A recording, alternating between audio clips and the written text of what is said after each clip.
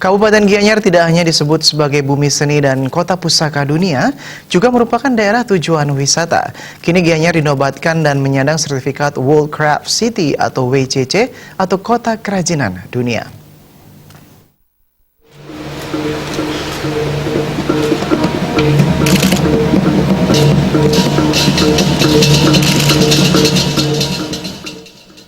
Wakil Gubernur Bali Cokodar Danuskawati mengatakan bahwa penobatan ini patut dibanggakan setelah sertifikat WCC diserahkan oleh Presiden World Craft Council Asia Pacific Region Madam Gada Hiljawi Kudumi dan Ketua Umum Dewan Kerajinan Nasional Pusat Dekranas Mufidah Yusuf Kala. Gianyar dinobatkan sebagai kota World Craft City yang pertama di Indonesia. Bersamaan dengan identitas ini, para perajin bisa membuka peluang dan kesempatan untuk berinteraksi dengan perajin lain di dalam maupun di luar negeri, sehingga terjadi alih pengetahuan, alih teknologi, serta kerjasama dalam usaha.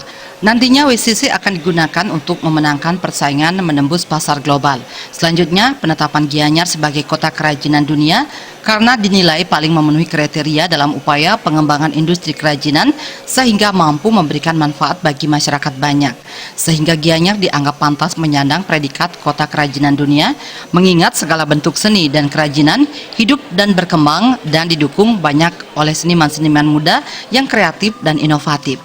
Ditambahkan terdapat 7 kriteria ditetapkan oleh WCC sebagai kota kerajinan dunia, yaitu authenticity atau historical value, originality atau cultural value, preservation atau transgeneration value, marketability, economic value, eco-friendly, green value, internationality, global value, dan sustainability, consistency value terhadap produk industri kerajinan Gianyar.